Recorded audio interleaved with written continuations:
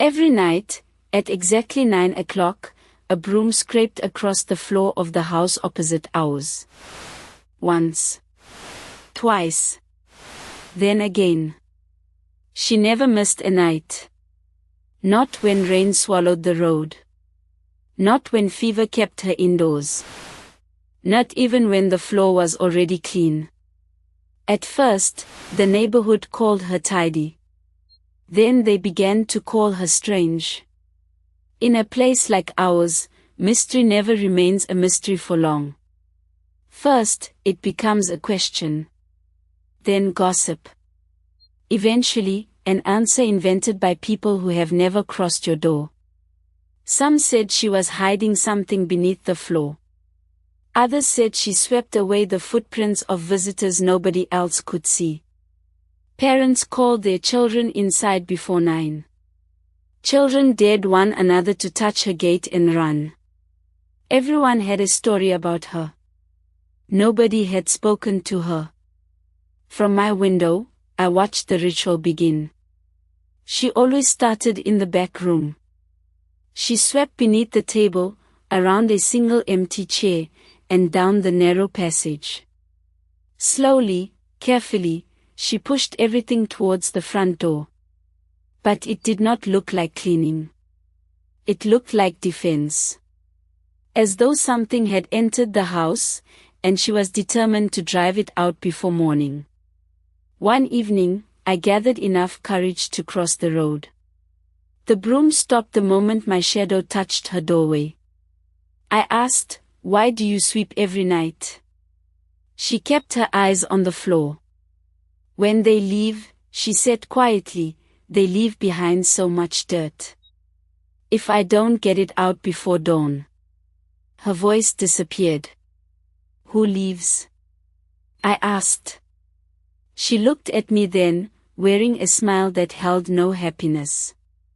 Slowly, she raised one finger and pointed beyond me. The road was empty.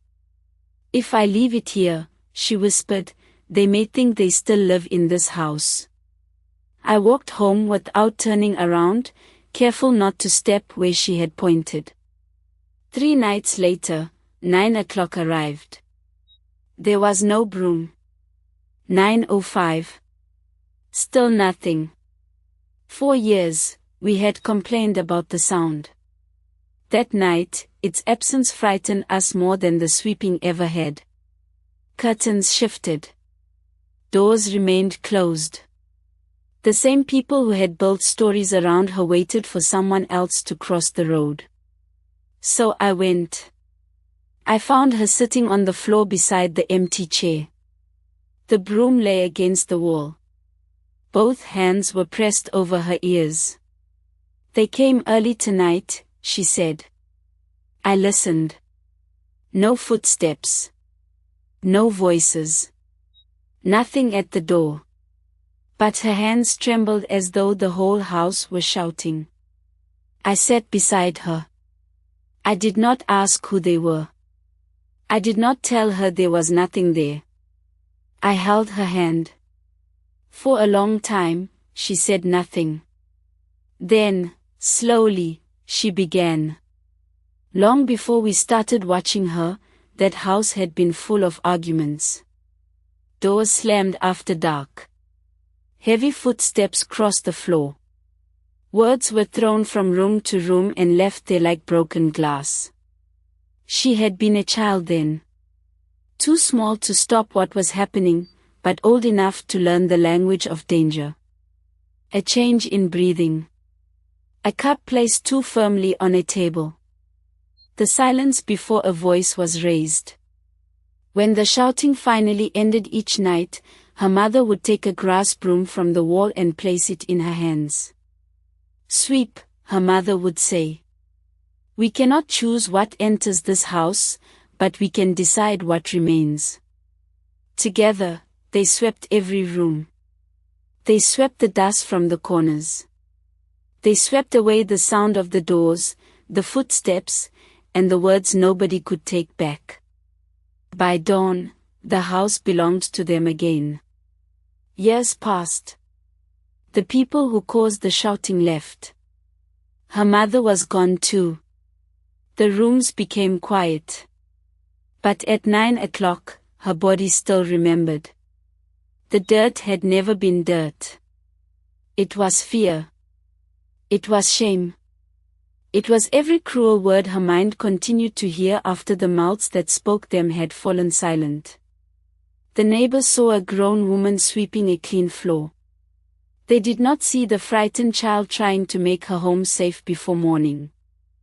Sweeping gave the fear somewhere to go. Each stroke carried her to the next minute, and then the next. It was the way she had learned to survive a night that once felt endless. We had called her behavior unhealthy. Weird. Attention-seeking. We had judged the pattern because we had never bothered to learn what the pattern was protecting her from. I did not tell her to stop. I sat on the floor beside her, held her hand, and listened. She spoke slowly, leaving long silences between her words. I stayed through every one. The following evening, I returned at 9. I brought no advice.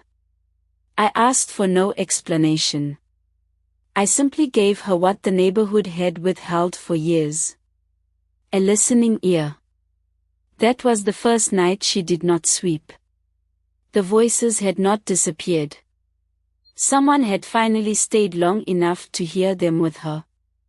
We are often cruelest about the patterns we cannot understand.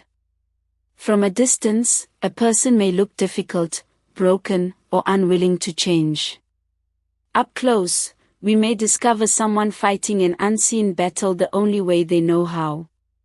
We had spent years asking why she would not stop sweeping. No one had asked what she feared would happen if she did. Before you judge the pattern, come closer. You may not have the answer. But you can listen. Dear Betty. A listening ear for the stories we carry quietly.